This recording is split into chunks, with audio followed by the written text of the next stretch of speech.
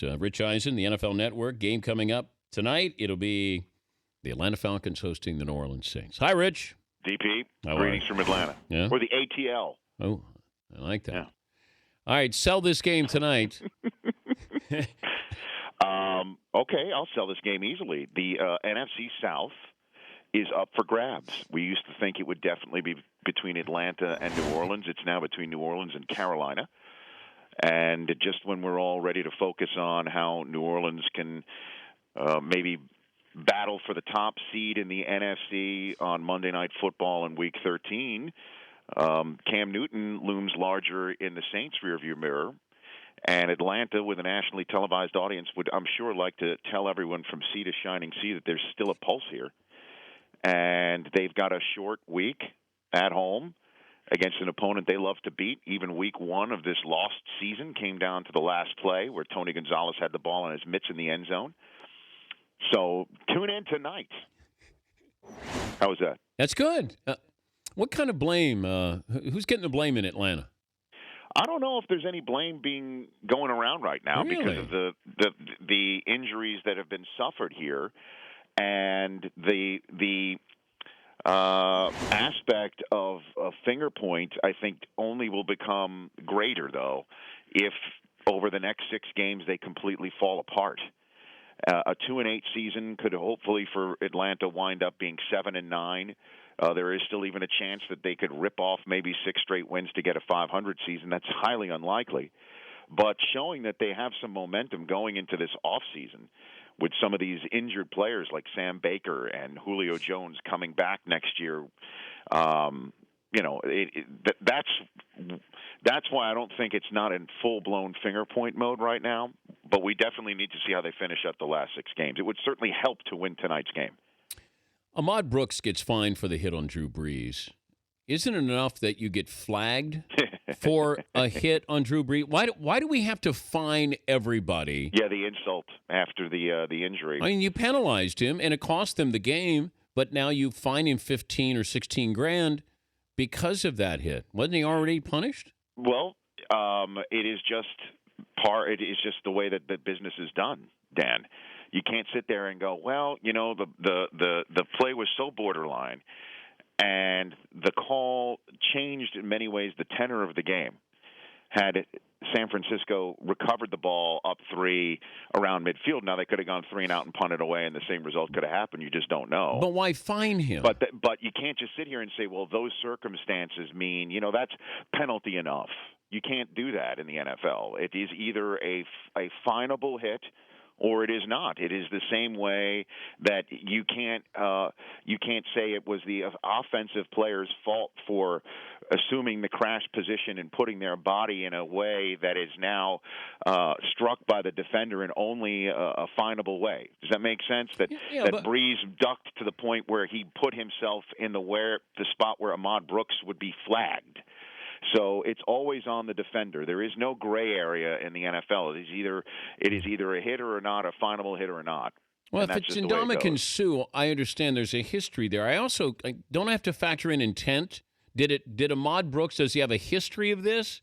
Did he try to take his head off there? I don't know. I just think the penalty. Personally, I would like there to be some nuance here. I would definitely like there to be some nuance, even to the point where these hits are reviewable. I spoke about this with Jeff Fisher last year at the Combine, one of the more influential coaches in the league on the competition committee. Why not make these hits reviewable? Because they happen so quickly, and the referees are going to always err on the side of safety and caution, that why not just take the extra couple of minutes, go under the hood, and parse it out and see, did these helmets collide? Did this shoulder hit the neck area? Because these plays are so game-changing. And his response was, well, then do you allow a challenge for a call that wasn't made? Where do you stop? And I still think that this is where we're going, that these these hits should be reviewable. And the only one that shouldn't be reviewable is pass interference, because then you truly do open a Pandora's box. He's Rich Eisen from the NFL Network, the NFL Game Day morning host and Rich Eisen podcast on NFL Network. You can go to richeisen.nfl.com and on iTunes. I mentioned this to a couple of people. Why don't we have, with these uncatchable balls, that how many times during the course of a week, even a game, does a wide receiver do something totally miraculous in catching a ball? So to say something is uncatchable is really dangerous territory. And I brought up the Dwight Clark catch from, Joe Montana. If you said to Joe Montana, did Dwight catch that because he was on his back, he probably said, no, I threw it out of the back of the end zone. If Clark is interfered with there and held, the official might say, well, he had no chance of catching that ball. So I don't like that uncatchable ball thing because week in and week out, we're proven wrong that these guys can come up with those incredible catches. I think uncatchable should be so obvious, Dan. And that wasn't an obviously uncatchable ball. It's that simple. Gronk could have got back to at least he could have made a play on the ball. Gronk was sober for the game, and we're definitely making that assumption safely. We've seen Gronk make many moves on YouTube that you did not think were humanly possible. He should have been able to catch that football on Monday night. And We've seen Gronk do some things, body slam people, and you go, wow, how did he physically able to do that? You can't sit there and say that ball was uncatchable. It's truly that simple. Uncatchable, you know it when you see it, and that was a bad call. There's no other way to put it. But I always, for calls like that, and the Ahmad Brooks, always go back to Rod Woodson, who I've done probably more total accesses with than anybody else in the history of the 10-year history that I was, or the 8 years that I did that show. He said one of the first things that Chuck Noll would always tell the Steelers and his team would be play better than the ref's ref. That there's always going to be a play in the game that's going to go against you by the refereeing, and if you play better, that call will not factor into the result. And that's just the way I always look at these plays, that if the Patriots didn't settle for a field goal in the fourth quarter, if they didn't commit a 15-yard personal foul penalty to take them out of field goal range at one point, then they wouldn't have had to score a touchdown from the 18-yard line with no time left. A lot of times we look at athletes, and if they're falsely accused, we want them to yell and scream from the mountaintops. But we've seen so many times down through the years that those who yell the loudest are probably more guilty than those who don't. If it's Lance Armstrong or Pete Rose or Rafael Palmeiro, I mean, the list goes on and on and on and on. So now you have Alex Rodriguez yesterday. He's Al Pacino in Justice for All. That's a great analogy. And he's storming out, and that's it. I'm going to kick a briefcase and slam the desk, and now the whole court is out of order. Yes, so I'm going to go on WFAN, and that's where you go after you've had a moment like that, and you're going to air your grievances here. When you hear something like this, what do you think of somebody trying to defend themselves in this manner? It's just when I saw, because I definitely watched the interview that he had, which I thought ironically was on the Yankees network with their bug going viral on their TV.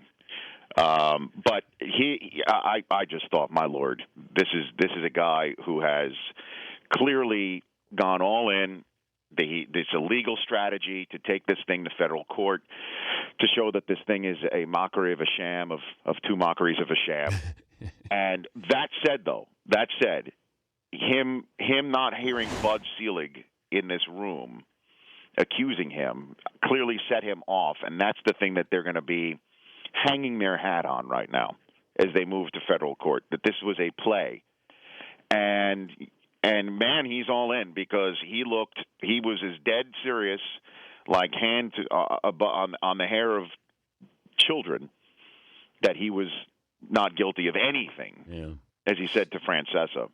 But I thought my favorite part, too, is that he offered to take Bud to lunch. No, brunch.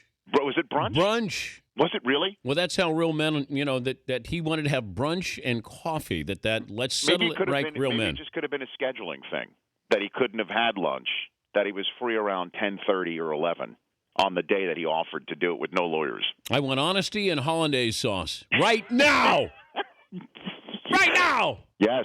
Yeah. The man from Milwaukee called the commissioner. Sergio Mimosas is what he wants. Here is your expression to deliver tonight. Oh, by the way, great podcast, Rob. There you go. On Sunday night. And I appreciate you basically did what I suggested. Yeah. You took the suggested lead in there. Yes. Okay. Yeah. Yes. I appreciate that. This is how it sounded on Football Night in America as I reciprocated to Rich and Rich. Here we go. 17-3 Pittsburgh. You don't have to have a blog or a podcast to know single coverage on Calvin Johnson is not going to work. There you go. Who found it? Was that Dungy laughing? Yeah, was that Tony. Rodney? That's Tony. Yeah. Did he know? He had no idea, right? No. He didn't know. He just thought it was a funny line. Yeah. Okay. That's the way to do it, Dan. But you know that. Wheel of punishment. Wheel of punishment. Yeah. Oh, my gosh. Yeah. Okay. I accept the challenge. You know I always do that. I know you do. It's gotten to the point where your crazy I-team, because they are rabid. Yeah. Dan Nation is rabid enough, but the I-team takes it to a different level. Yeah. I get, if I don't drop it late enough, then I haven't done it yet. And then, so now I just basically have to wait till the latest possible hour to do it. Wheel of punishment. Okay. All right. Accepted. Thank you. Challenge accepted, Dan. We'll be watching. Very good. Thank you, Rich. All right, Rich Eisen, richeisen.nfl.com for his podcast and also on iTunes. The Dan Patrick Show, weekday mornings on Audience.